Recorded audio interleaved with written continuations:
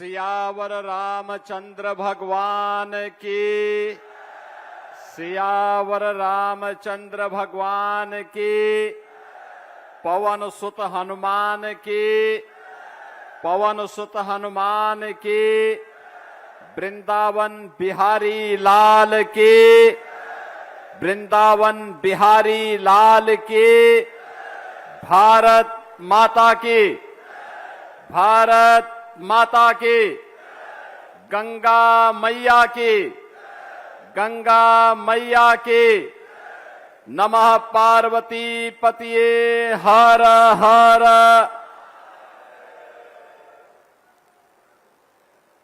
उत्तर प्रदेश सरकार में मंत्रिमंडल के मेरे वरिष्ठ सहयोगी प्रभारी मंत्री रायबरेली से राकेश सचान जी, प्रदेश सरकार में ही मंत्रिमंडल के मेरे सहयोगी प्रदेश के खाद्य रसद एवं नागरिक आपूर्ति मंत्री और इसी जनपद में ऊंचाहार के लोकप्रिय विधायक श्री मनोज कुमार पांडे जी, प्रदेश सरकार में उद्यान मंत्री और इसी माटी के सपूत श्री दिनेश प्रताप सिंह जी, यहां की लोकप्रिय विधायक और इसी जनपद की बेटी श्रीमती अदिति सिंह जी, सलोन के लोकप्रिय विधायक श्री अशोक कुमार कोरी जी, विधान परिषद सदस्य सोमेश द्विवेदी जी, विधान परिषद सदस्य इंजीनियर अविनीश कुमार सिंह जी, जिला पंचायत की प्रशासक श्रीमती रंजना चौधरी जी, भारतीय जनता पार्टी के जिलाध्यक्ष श्री बुद्धिलाल पासी जी, अपना दल के जिलाध्यक्ष श्री सत्येंद्र पटेल जी, पूर्व विधानसभा सदस्य हरचंदपुर श्री राकेश सिंह जी, पूर्व विधायक बछरावा श्री रामलाल अकेला जी, पूर्व विधायक श्री राजाराम त्यागी जी,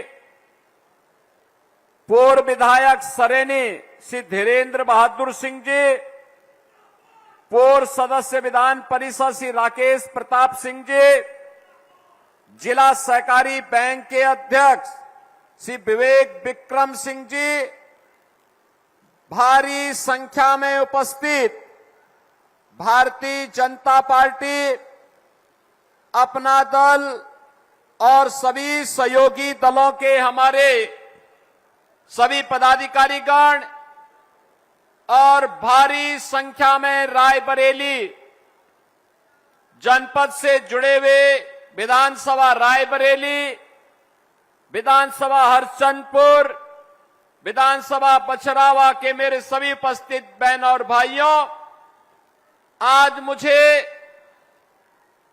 अवध केसरी के रूप में विख्यात 1857 के नायक, इस माटी के महान सपूत राणा बेनी माधव बख्श सिंह जी की 222वीं जयंती के कार्यक्रम में रायबरेली आने का अवसर प्राप्त हुआ है। बहनों और भाइयों, अभी कुछ देर पूर्व मैंने यहां के माननीय जनप्रतिनिधियों और प्रदेश सरकार के मंत्रियों के साथ मिलकर के राणा बेनी माधव बख्श सिंह जी की स्मृति को नमन करते हुए एक भव्य ऑडिटोरियम का लोकार्पण का कार्यक्रम संपन्न किया है।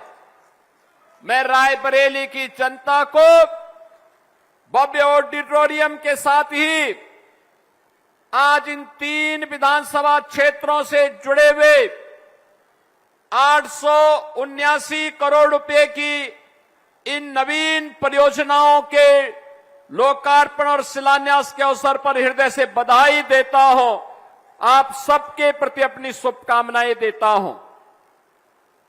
बहनों और भाइयों, रायबरेली अब बदल चुका है। रायबरेली के साथ पहले लोग बोलते थे कि वीआईपी जनपद है, वीआईपी संसदीय क्षेत्र है, लेकिन वीआईपी के नाम पे यहां बदहाली थी, अराजकता थी, अभाव था, गरीब को शासन की योजना नहीं मिलती थी और इससे बदहाल तस्वीर और क्या हो सकती थी। बहनों और भाइयों, जो स्वर्गीय राजीव गांधी जी ने कही थी, उन्होंने उस पीड़ा को कहा था कि 1 रुपया भेजता हूं, नीचे केवल 15 पैसा पहुंचता है, बाकी 85 पैसा कौन खाता था। बहनों और भाइयों, ये 85% खाने वाले लोग कोई और नहीं थे, ये वही कांग्रेस के लोग थे, वही समाजवादी पार्टी के लोग थे, जो लोग इन गरीबों को, जो पिछले 9 वर्ष के अंदर आवास मिले हैं, हर गरीब के घर में शौचालय बना है, आज जो सड़कों का जाल बिछा है, आज जो यहां पे 900 करोड़ रुपए की परियोजनाओं का उपहार रक्षाबंधन के ठीक पहले बरेली जनपद को प्राप्त हो रही, आप रायबरेली जनपद को प्राप्त हो रही हैं, इसके लिए मैं आपको सबको बधाई देता हूं, अभिनंदन करता हूं और यहां के जनप्रतिनिधियों का भी हृदय से धन्यवाद करता हूं। बहनों और भाइयों, विकास आज की आवश्यकता है। नौजवान की आकांक्षा को यही विकास आगे बढ़ाएगा। अन्नदाता किसान के चेहरे पर यही विकास खुशहाली लाएगा। हमारे कारीगर और हस्तशिल्पियों को यही सम्मान देगा। हमारे बुजुर्गों के वृद्धावस्था का सहारा यही बनेगा। और उस विकास के साथ जोड़ने के लिए आपने यहां पर हमें विधायक दिए और विधायक देने के बाद अब विकास की इस प्रक्रिया को द्रुत गति से आगे बढ़ाने का कार्य हुआ। प्रधानमंत्री मोदी जी के नेतृत्व में बदलते हुए रायबरेली को आज आपने देखा होगा। याद करिए यहां की modern coach factory, modern coach factory 12 में बनी थी, 14 तक कांग्रेस के विकास की तरह वह घिसती हुई जा रही थी। और आज मुझे बताते हुए प्रसन्नता है, मॉडर्न कोच फैक्ट्री अब तो रायबरेली की पहचान बन चुकी है। बहनों और भाइयों, मुझे बताते हुए प्रसन्नता है, 25-26 में इस मॉडर्न कोच फैक्ट्री ने पिछले वर्ष 2156 कोचेज का निर्माण किया और ये रिकॉर्ड प्रोडक्शन है। और पहली बार मई 2026 में भारत की प्रधानमंत्री मोदी जी के विजन के अनुरूप वंदे भारत एक्सप्रेस का जो वंदे भारत ट्रेन बनी है, वंदे भारत का पूरा ट्रेन सेट का रोल आउट इसी मॉडर्न कोच फैक्ट्री रायबरेली में बनी। अब रायबरेली का नाम न केवल उत्तर प्रदेश में बल्कि देश के अंदर गौरव के साथ लिया जा रहा है। बहनों और भाइयों, याद करिए आपके सांसद इस समय क्या क्या गुल खिला रहे हैं। वे युवाओं को भड़काने का काम कर रहे हैं, भारत की विरासत को अपमानित करने का काम कर रहे हैं। और कांग्रेस के प्रदेश के अध्यक्ष ने तो सभी हदें पार कर दिए हैं और कांग्रेस के वास्तविक संस्कार को भी उजागर कर दिया है।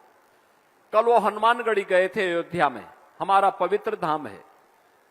बड़ी आस्था के साथ, सात्विक भाव के साथ हम जाते हैं। बजरंग बली के लिए तो मंगलवार के दिन हर हिंदू व्रत रखता है। बल बुद्धि विद्या देह मोहि हरेहु क्लेश विकार, सब प्रकार के क्लेश को, विघ्न बाधा को दूर करने वाला कोई है तो हमारे बजरंग बली हैं। लेकिन बहनों और भाइयों, हम सब बजरंग बली के भक्त हैं, लेकिन बाबरी के भक्तों का कल आचरण आपने देखा होगा। हनुमानगढ़ी में जाते हैं और बाद में अपने एक कार्यालय में जाकर के मछली का दावत उठाते हुए दिखाई दे रहे हैं। यानी इसी को कहते हैं कि मुंह में राम और बगल में छुरी। ये वही लोग हैं। राहुल जी कहते हैं बेटियों को भड़काने का काम कर रहे हैं। कहते हैं मनुस्मृति से बाहर निकलिए।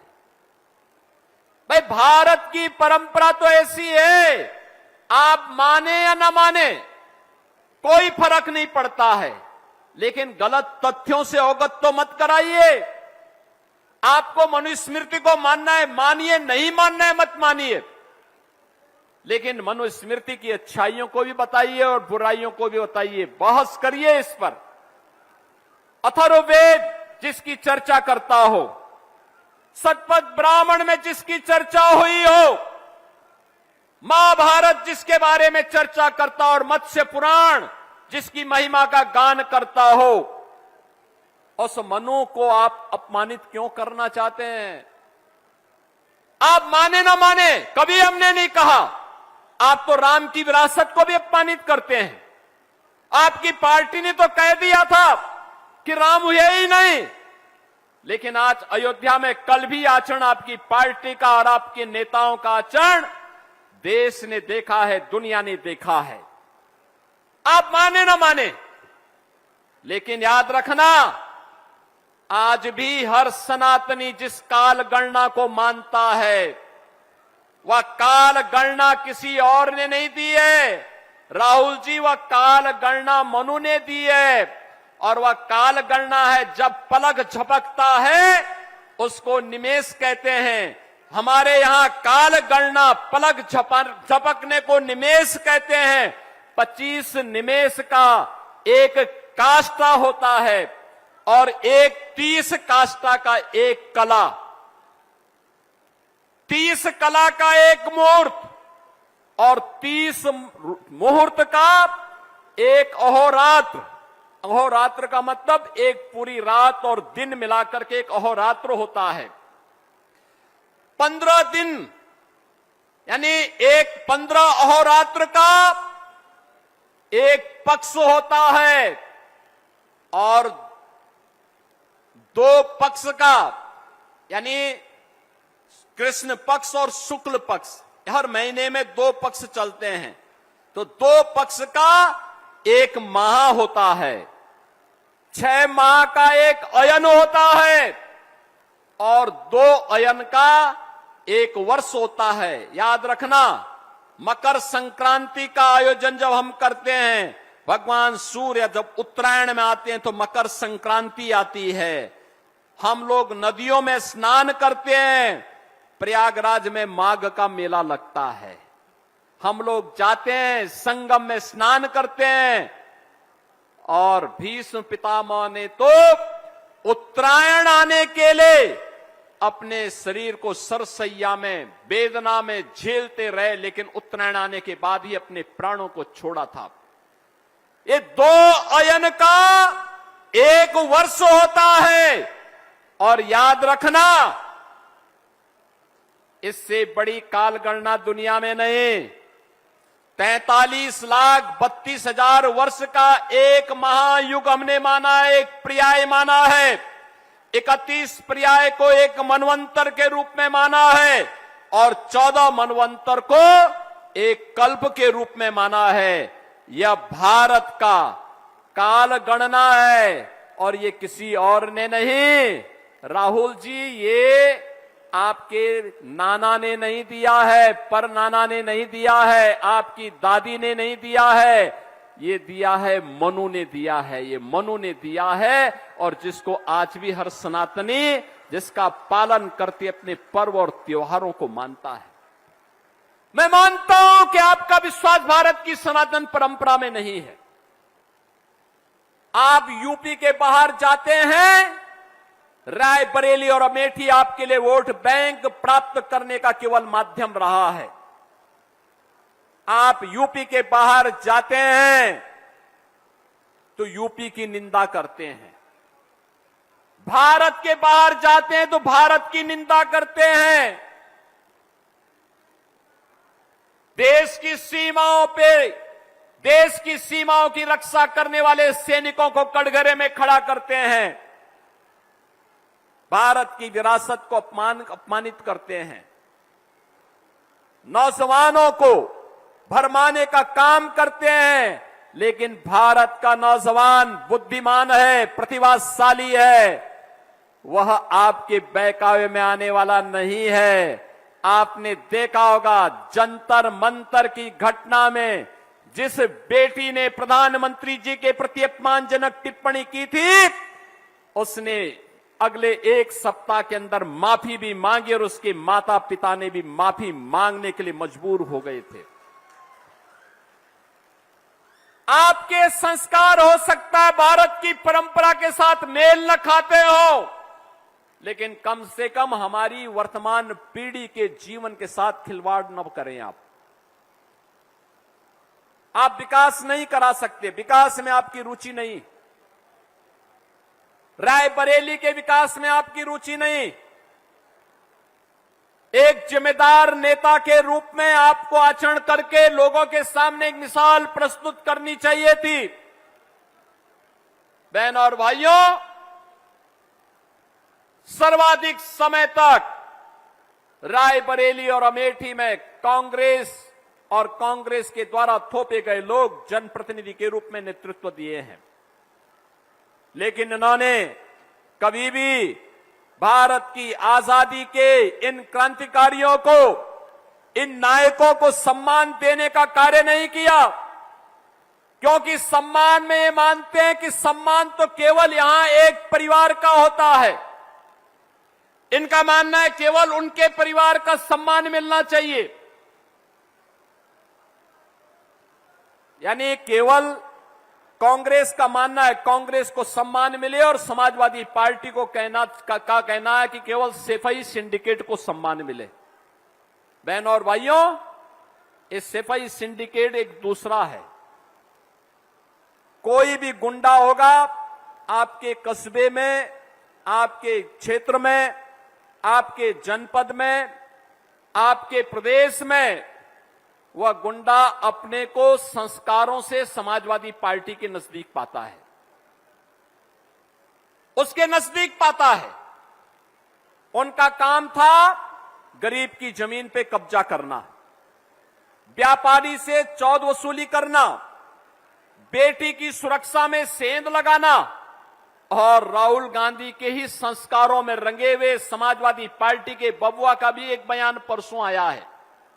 कहते हैं समाजवादी पार्टी इसलिए नहीं टूटी क्योंकि हम तो एक ही परिवार के 5 सांसद हैं, यानी एक ही परिवार, यानी वे मानते हैं बाकी जितने सांसद उनके हैं वे सभी किसी लायक नहीं हैं, केवल एक परिवार के लोग ही सांसद हैं, इसलिए समाजवादी पार्टी बनी है। बहन और भाइयों, ये लोग वोटों के सौदागर हैं। इन्होंने प्रदेश की पहचान के सामने संकट खड़ा किया था, उत्तर प्रदेश को पत्रों प्रदेश बनाया था। दंगा, कर्फ्यू, भ्रष्टाचार, ये यूपी की नीति बन चुकी थी। गरीबी, बदहाली, ये यूपी की बदहाली बन चुकी थी। गरीब के हक पर डकैती पड़ती थी। बिजली के बारे में मनोज पांडे जी कह रहे थे, एक सप्ताह दिन में, एक सप्ताह रात्रि में, वो भी 3 घंटे के लिए बिजली आती थी। यानी बिजली पर अधिकार भी केवल सेफई सिंडिकेट का, नौकरी पे अधिकार भी उन्हीं का, गरीब के राशन पर भी उन्हीं का अधिकार, विकास की योजनाओं पर भी उन्हीं का अधिकार। कोई विकास नहीं। नौजवान की नौकरी पे डकैती डालते थे, गरीब की जमीनों पर कब्जा करते थे, बेटी और बहनों की सुरक्षा में सेंध लगाते थे। लेकिन उत्तर प्रदेश आज बदल चुका है। प्रधानमंत्री मोदी जी के नेतृत्व में अब नए उत्तर प्रदेश में हम देख रहे हैं, नया उत्तर प्रदेश। आज का ये नया उत्तर प्रदेश,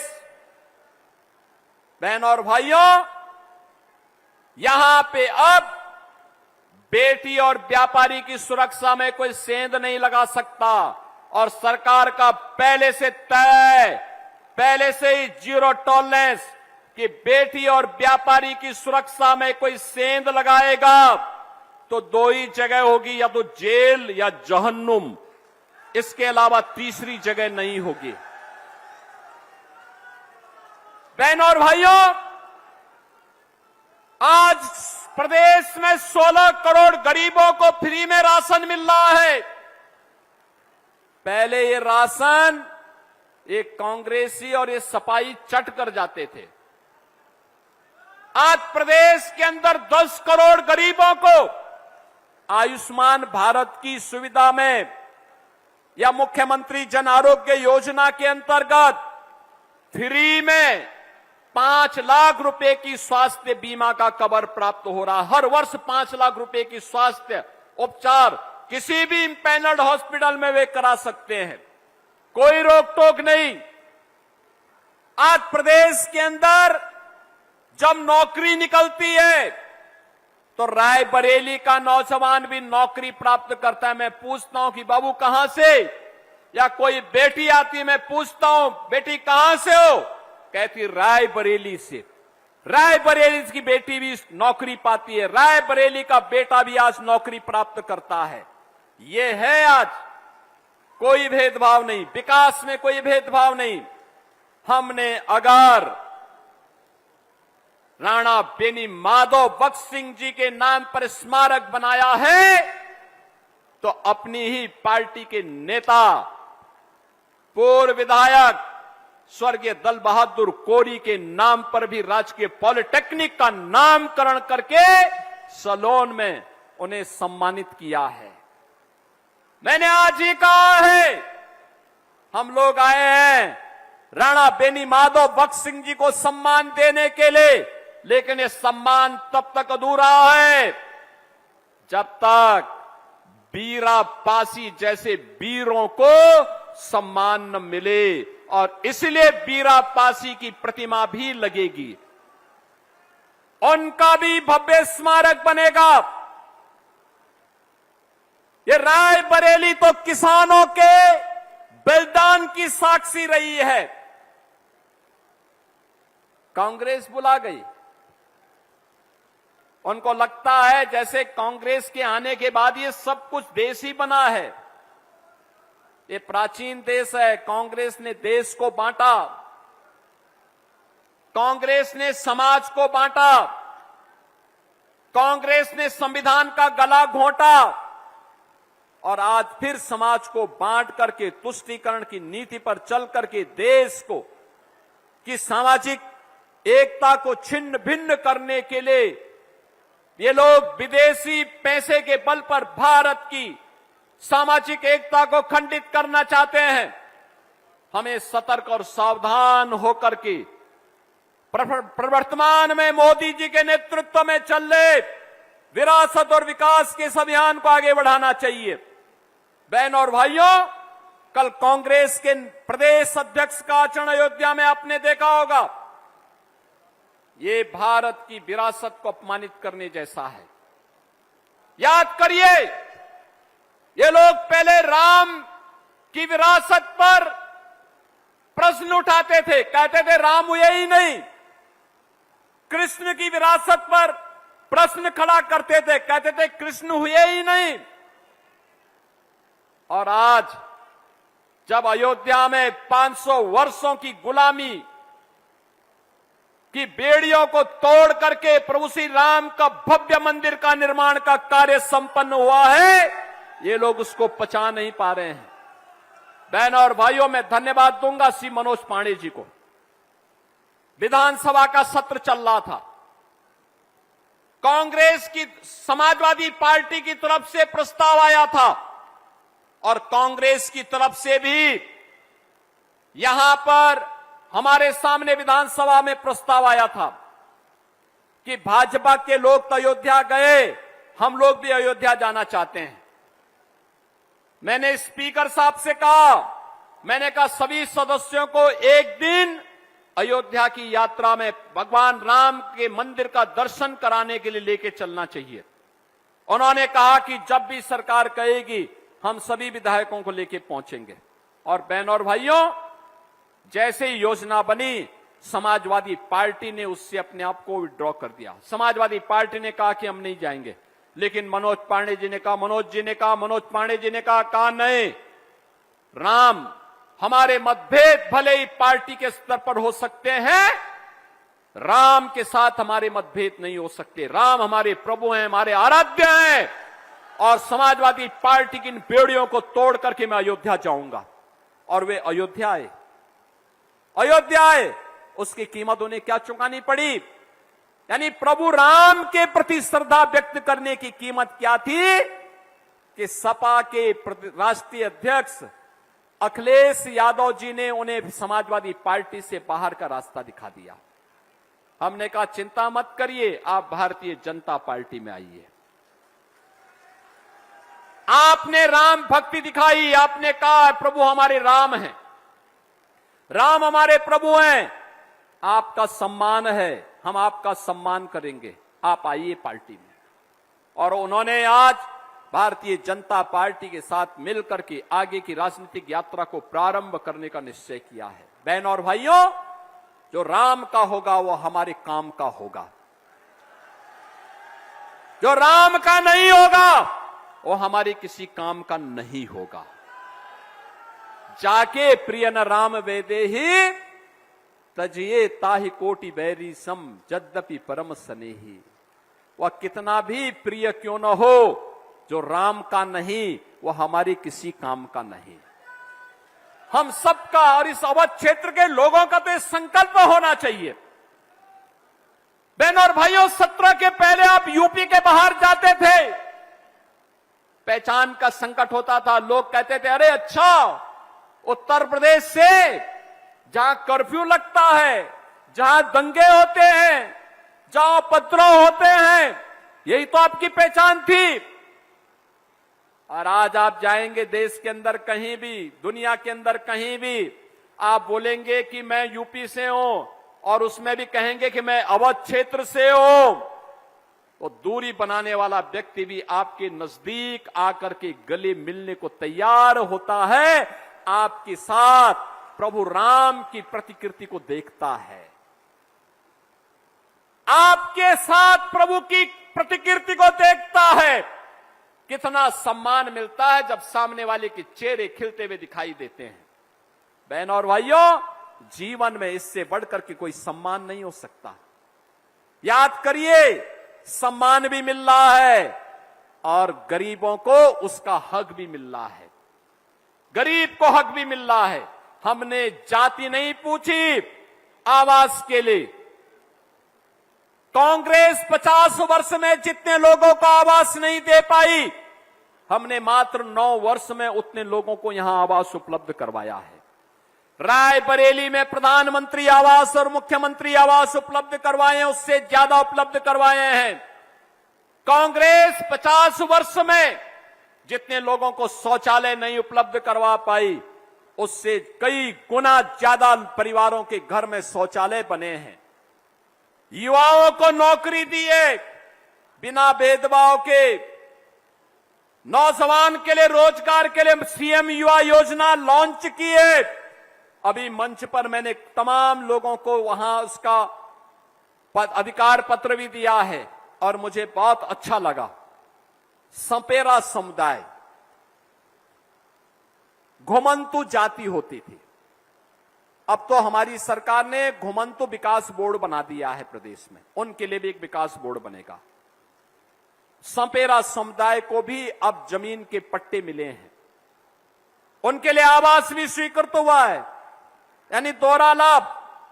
जब अच्छी सरकार आती है तो अच्छा कार्य करती है। याद करिए, शिक्षा मित्रों को समाजवादी पार्टी ने अधर में लटकाया था। हमने उनके मानदेय को 3,000 से 10,000 किया, 10,000 से अब 18,000 किया और 5 लाख रुपए की उनको सामाजिक सुरक्षा की गारंटी भी दी है। उनको 5 लाख रुपए की कैशलेस प्रतिवर्ष कैशलेस चिकित्सा सुविधा उन्हें उपलब्ध करवाई है। और यही नहीं, कैशलेस चिकित्सा सुविधा देने के साथ साथ उन्हें बैंक में सामाजिक सुरक्षा की गारंटी भी दी है। अगर दुर्भाग्य से किसी शिक्षा मित्र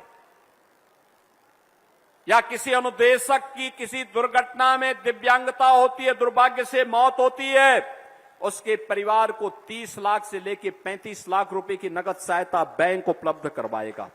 ये गारंटी सरकार दे रही है। हमने कल प्रदेश भर के 3,54,000 रसोइयों को लखनऊ में 4 योजनाओं से आच्छादित किया। पहले 2017 के पहले उनको मानदेय मिलता था 1,000 रुपया और वे बेचारे भी कभी आते थे कभी नहीं आ पाते थे, क्योंकि तब तो मिड डे मील को सपा के गुंडे खा जाते थे, सारा खा जाते थे, बच्चों को कुछ मिलता ही नहीं था। हमने उनके मानदेय को पहले किया 2,000, कल हमने किया उसको 3,000। हमने उनको दूसरा लाभ दिया है 5 लाख रुपए की प्रतिवर्ष चिकित्सा सुविधा की व्यवस्था। किसी भी इम्पैनल्ड हॉस्पिटल में जाकर के अपना उपचार करा सकते हैं। तीसरा हमने दिया है कि किसी रसोइया की दुर्भाग्य से कोई दुर्घटना होती है, दिव्यांगता होती है, मृत्यु होती है, परिवार के लोगों को तत्काल 2 लाख रुपए की सहायता मिलेगी।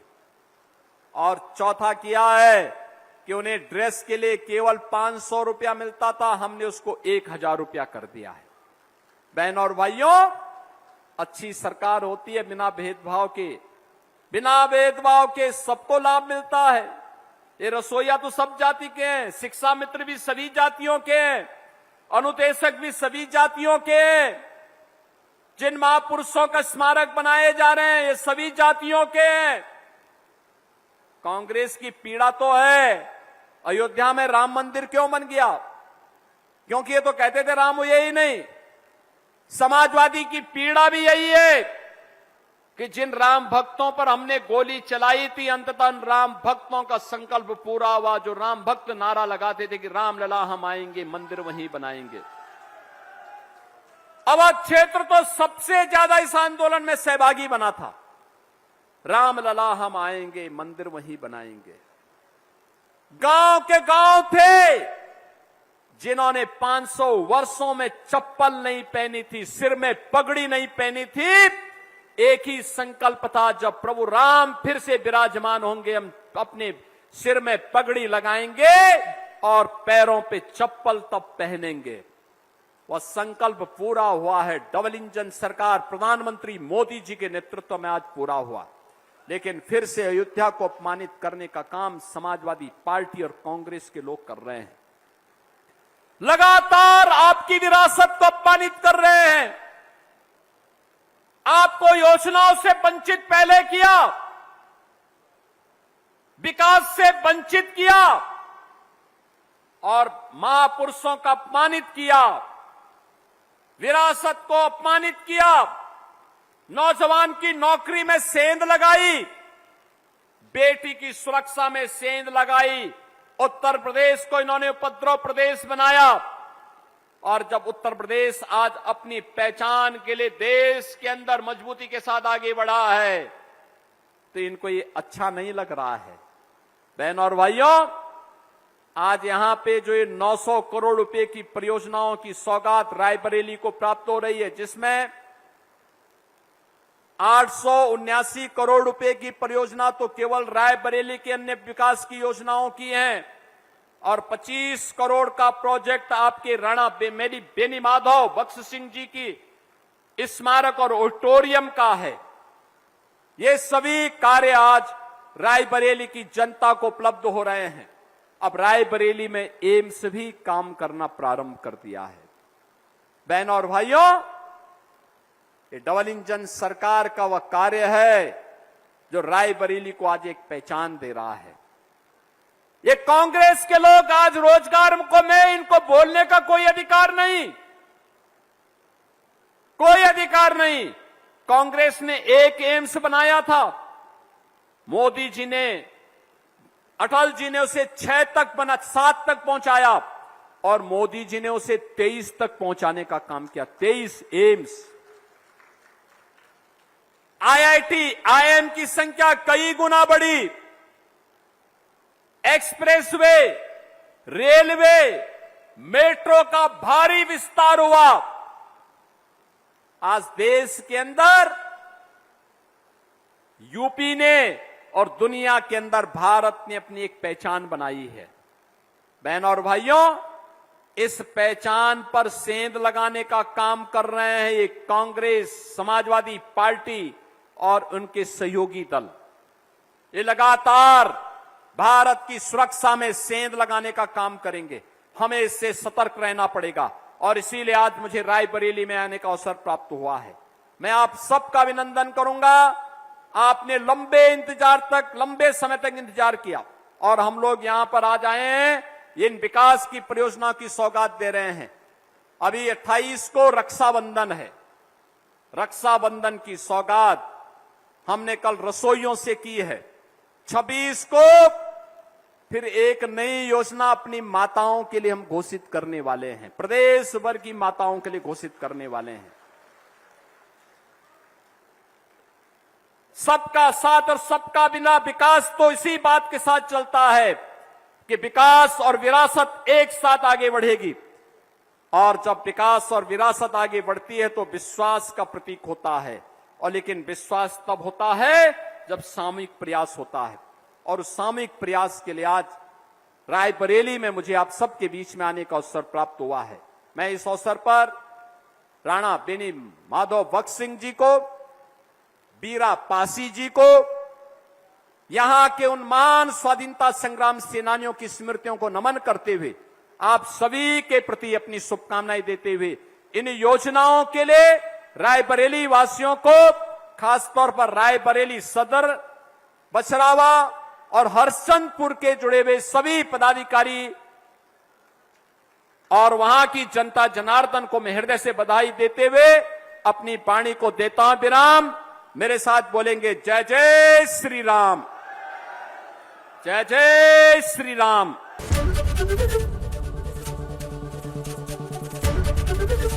एबीपी गंगा, खबर आपकी, जुबान आपकी।